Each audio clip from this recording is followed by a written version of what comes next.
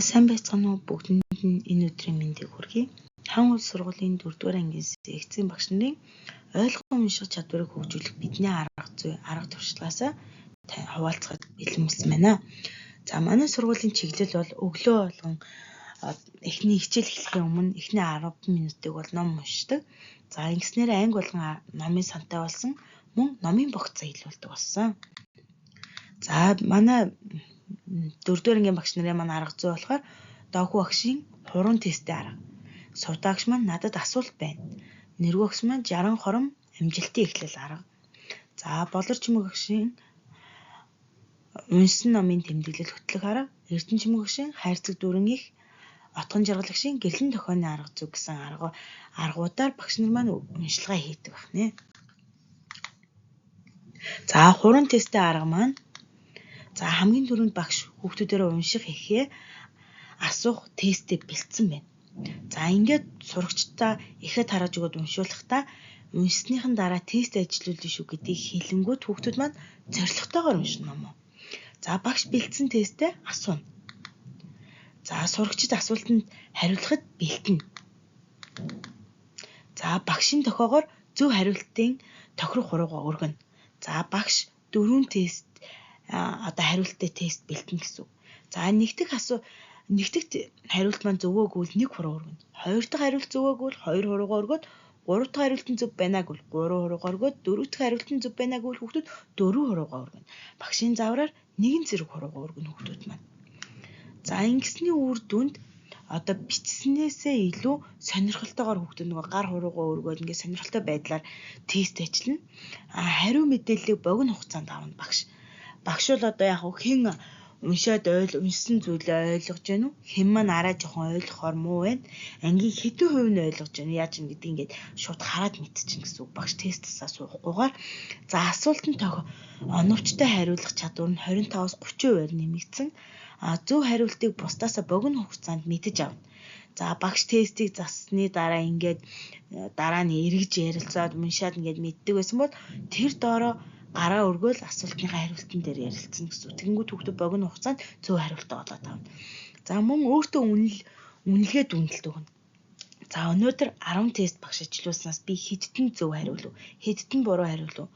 Яагаад би буруу хариулаад байна? Юун дээр алдаад байна гэдгээ хүүхэд өөртөө үнэлт өгнө. За би маргаашийн дараагийн асуултан дээр тестэн дээр би тэдийг зөв хариулна шүү гэдэг өөртөө ингэж шаардлага тавих, зорилго тавих ийм өөрийгөө үнэлэх боломжтой. За мөн хуран тестийн эзэн сурагчийг багш шалгаруулна. За ингэснээр ойлгон унших чадвар хүүхдүүдийн маань ойлгон унших чадвар нэмэгдэж байна, ахиц гарч байна. За дараагийн арга зүй маань сувдаагч маань надад асуулт байна арга зүй. За багш үржитлэн уншуулах ихээ бэлдсэн байна. За эхлэл хэсгийг хүүхдүүд сурагчдаар уншуулад эхлэл хэсгийг уншаад асуулт зохиолгоно. За эхлэл хэсэгт гарсан зүйлээрээ хүүхдүүд эхлээд асуулт асууна. Эхний ээлжинд бол хүүхдүүд юу асуухаар хаана ирсэн, буг дүрсээ хаана харсан, буг юугаар бахархсан гэх мэлт ингээд хаалттай асуулт зохиож исэн бол явцдаа ингээд асуулт зохиогоод гацсан маань чадваржаад хүүхдүүд маань бусдынхаа хариулж чадахгүй бодох хүнд асуултуудыг зохиолгох гэж эрмэлзэж байна. За мөн гол хэсгийг уншаад асуулт зохиолгоно. Яг саяхан аргаар төгсгөл хэсгээр мөн адилхан гэж асууж байна. За ингэснийхээ үр дүнд хүүхдүүд ямар чадвар хөгжиж байна гэхээр уншаад ойлгох чадвар дахиц гарсан, асуулт зохиож сурсан, бусдаасаа ялгаатай зохиохын тулд эрмэлздэг болсон. Хаалттай асуултнууд нь нээлттэй болж яагаад гэдэг үгийг их хэрэгэлдэг юм болж эхэлж байгаа.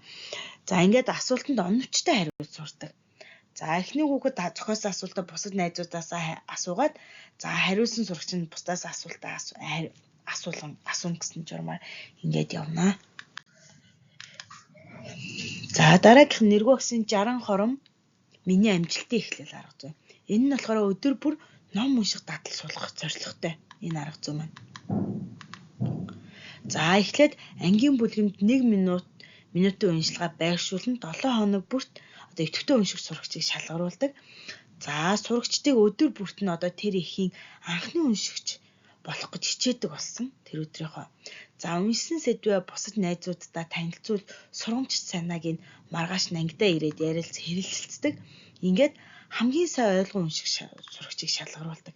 Ингэсний үр дүнд сурагчдын маань хурдан унших чадвар 10-аас 20%-гээр агсан. Хувь хүүхд дотор. За унших чадвар агснаар одоо уншсанаа ойлгоод ярих чадвар нэмэгдсэн хүүхдүүдийн. За мөн ихтер ажиллах чадвар нь 15-аас 20%-аар нэмэгдсэн. Өдөр бүр ном унших дадал 25-аас 30%-аар нэмэгдсэн. Хүүхдүүд хинээр ч хэлүүлэхгүй номоо өглөөдөө уншдаг болсон. Өдөр болгон уншлагаа хийгээд илгээдэг болж байна энэ арга зүй.